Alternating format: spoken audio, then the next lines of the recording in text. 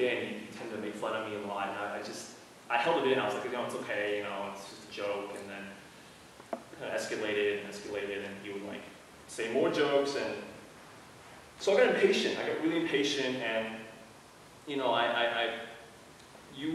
one night, you know, I got so angry at him that I cussed him out. I stood up and I was like, you know, you a-hole, and you're so hypocritical. Yeah, you're so hypocritical, and it got so infuriating that even some of the people that were in that room, like, saw a side of me that they've never seen before. I'm mostly like a nice guy, like I'm kind of nice. But this moment was just terrible for me. It was the first time I got super impatient, super angry at somebody, that I like got up on my feet and I like went towards that person with anger, wanting to like, you know, punch him in the face. You know, like that anger was just inside of me and I couldn't let it go. Well, I did let it go. But it started a chain reaction of like, you know, after that night, you know, I was distracted. You know, I couldn't spend time with God, and there was a lot of things that happened after that just affected me, and I had this grudge, this hatred for this guy. So our second point is reconciliation is central to your worship of God. Reconciliation is a form of worship, and it lets us truly experience God. The word therefore makes Jesus' instructions in this verse, in Matthew 5:24, a direct result of what he said earlier in that passage. He was saying, because the consequences of having strife in your heart are so severe, don't offer a sacrifice to God if your brother is upset with you. Make reconciliation first, and then come and offer your gift.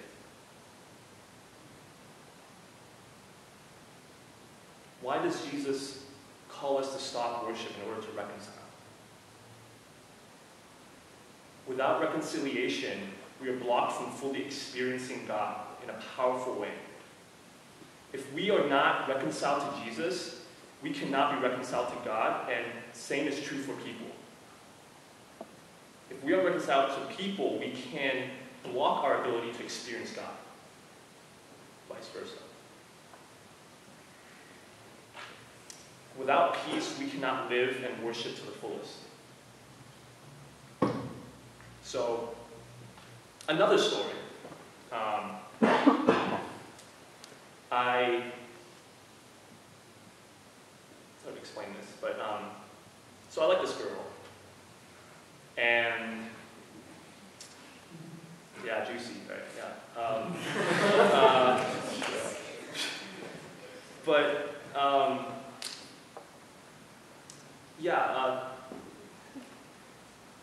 She liked me back, and what happened was she goes out, she studies at USC, and she's an international student. Let me try to explain the story, it's hard. I don't know if I'm blushing or not, but it's, yeah. What happened was, it was last spring, and I really liked this girl, and we met in InterVarsity. So everyone, you know, you have your opportunities. But I've known her for 2 years, and we talk on and off. But this past spring, it was like, you know, we're both in the international community, and we both are serving in leadership with international students, and we just clicked, and you know, we had something going, and basically we got into kind of a fling, and you know, she went back to Taiwan, and I, you know, told her I liked her when she was in Taiwan, and it's like the worst situation ever because, yeah. But what happened was, I was just so, I put like all my energy, all my like, just my heart in this like, this opportunity that I could hopefully like be with somebody or like, you know, start dating with this girl that I really liked.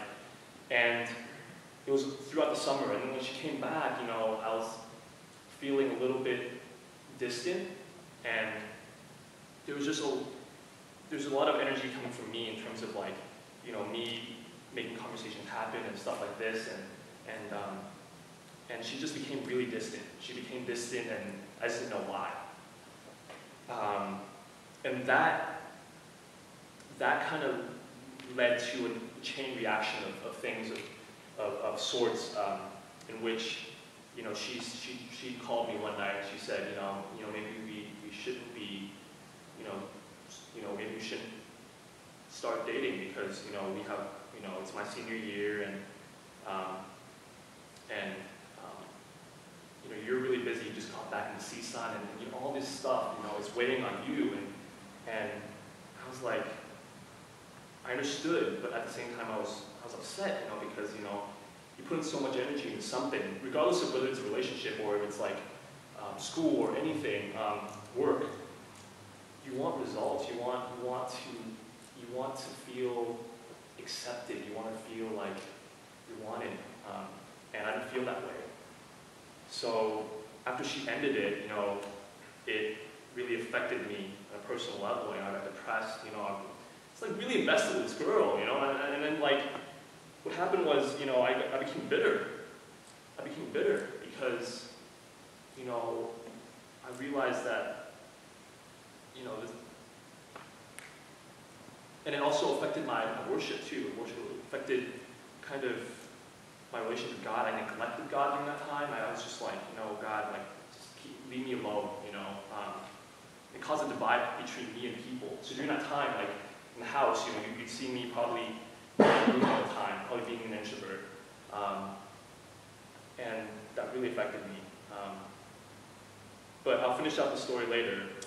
But to follow Jesus is to embrace his calling to be reconcilers. It's the third point.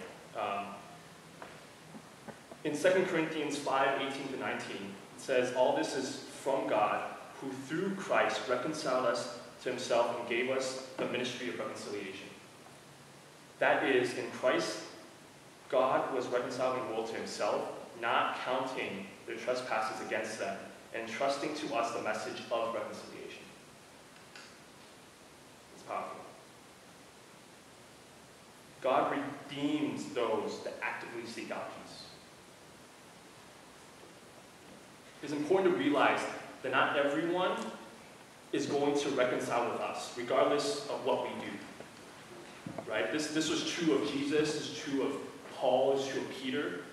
However, Jesus was stressing the need to do all we can to end the strife. In Romans 12:18 it says, if it is possible, as far as it depends on you, live at peace with everyone. So you may say, okay, fine, when they come to me, then I'll face it. No. God expects you to take the first step. He expects you to be the peacemaker. You make the first move. It doesn't matter if you are the offended one or the offender. God says it's always your move.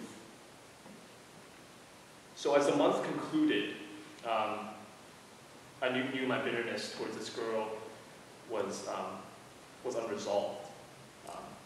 But my anger was still present, and it was creating unhealthy habits and affecting my relationships.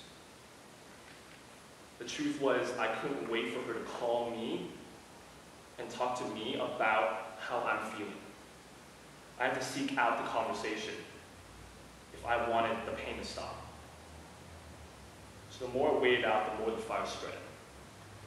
So as I look back, I was taking advantage of God's grace when we failed to share that grace and mercy with those that now we're fine, we're friends, but it really affected me that time, that month in October. God's example of grace and forgiveness is what we should live by daily. So notice that Jesus said, if your brother has aught against you, it should be clear that we are not supposed to have strife in our hearts toward our brother. But Jesus revealed our responsibility to our brother, even when he has hard feelings towards us.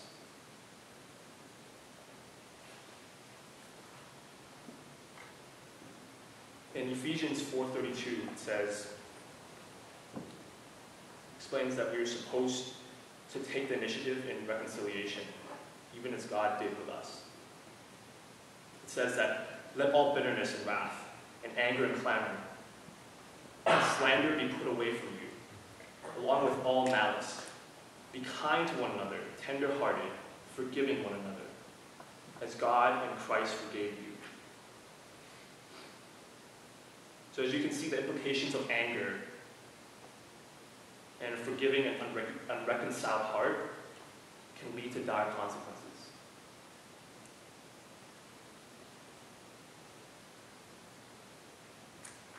If you still have a grudge, hatred, anger over past hurt, we're not saying, or I'm not saying, that you can easily forgive them tonight and all is better. But tonight is a step forward toward dealing with that pain and making progress. So we're going to give you an opportunity right now, actually, to write that down on a piece of paper.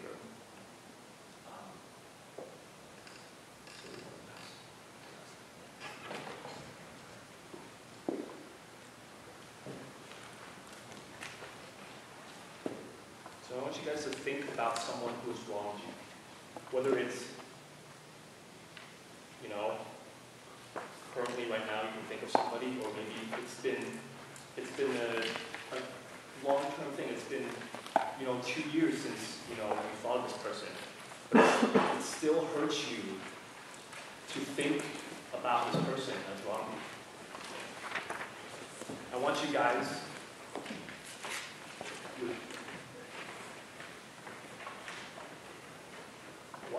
to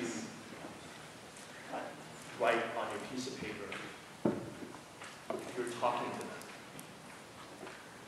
what is one thing you wish you could tell them? Be honest, okay? Just be honest. Just be honest, and it could be maybe, like it says, it's that, the words you said really hurt me and this led to bitterness, or it could be even worse, you said this, or you said this, you